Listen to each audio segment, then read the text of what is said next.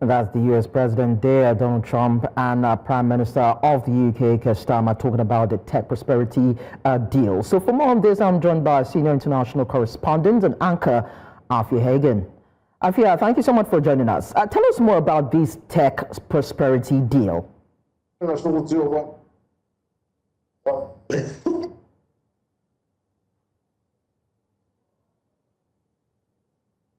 Right, this huge cash injection, if you will, into the UK economy in the areas of tech and AI. So major investments include £31 billion in the UK from US tech firms into AI infrastructure, such as data centers and supercomputers, quantum computing and civil nuclear energy. So Microsoft are pledging about £22 billion over 4 years in AI and cloud infrastructure. That includes building a supercomputer. NVIDIA are providing 120,000 GPUs across the UK. That's its largest European rollout.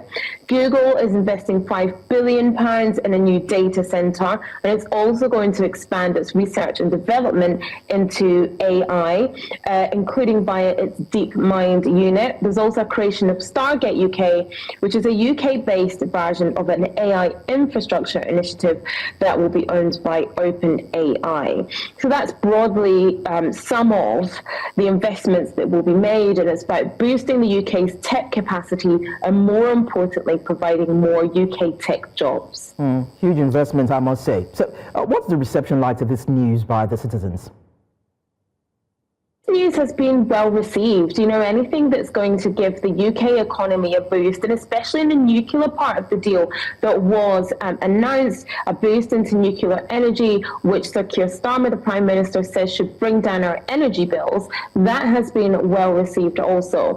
I think in this post-Brexit environment, we wanted to reach favourable trade deals with lots of countries, and the US was absolutely one of them. So there's been a strong vote of confidence from the UK tech and innovation ecosystem.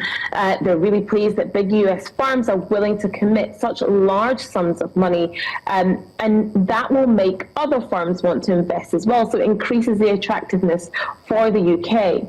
You know, a lot of people have been saying that the UK is hard to invest in, it's expensive to invest in, but some people are worried about the sovereignty of data, the risks around rapid deployment without sufficient safeguards, you know, as AI is getting stronger. And other people are cautious. You know, you've got this big number of jobs, like 75,000 or something like that. How will these jobs actually be created? How many will be high quality skilled tech jobs, and how many will be infrastructure ones? So those are just some of the concerns. But on the front page of the newspapers this morning, certainly this was well lauded. Well, there's another concern, and I like to put it to you. Now, does this really ease the tension between both countries amidst the tariff squeeze? Well, yes and no. Yes, it does in some way, because the UK are getting this huge cash injection, but some tariffs are still going to be in place. You know, with the steel industry, not very happy that those high tariffs are still in place. Steel and aluminium, the UK wanted to get some relief or some removal of those tariffs, and that hasn't happened. So the deal does include some good points, some efforts to smooth regulation, reduce bottlenecks, and sort of de-escalate the trade friction, but it's not applied to every industry. And like I said, the steel and aluminium industry are still going to be hit hard by those tariffs, and so that industry disappointed that they haven't been addressed in this rollout, and that those tariffs haven't been smoothed over in the way that they wanted them to be. Now, Afua, say this deal, is this truly a testament to Britain's economic strength? And yes and no. Yes, because it's going to make the UK more attractive. People have been saying the UK is expensive to invest in, but now it's going to increase the attractiveness of the UK, attract other companies.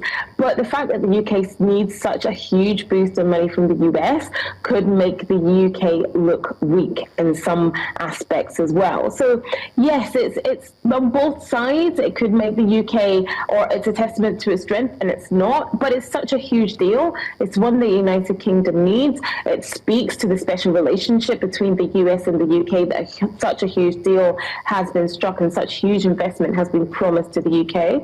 So it definitely strengthens the UK economically. All right, let's wrap things up now. Where does this leave other industries who complain of UK's higher running costs for businesses? Well, some UK industries, tech, AI, are now saying, people are coming to invest. So even with the high costs, it's still worth coming to the UK. Other industries still have that label attached to them, that the UK is expensive to run off, especially in this post-Brexit environment. Government subsidies or targeted support could mitigate those issues. That's something that the government still has to address and will have to roll out if it wants to seem attractive across the board and not just in AI, tech and nuclear power.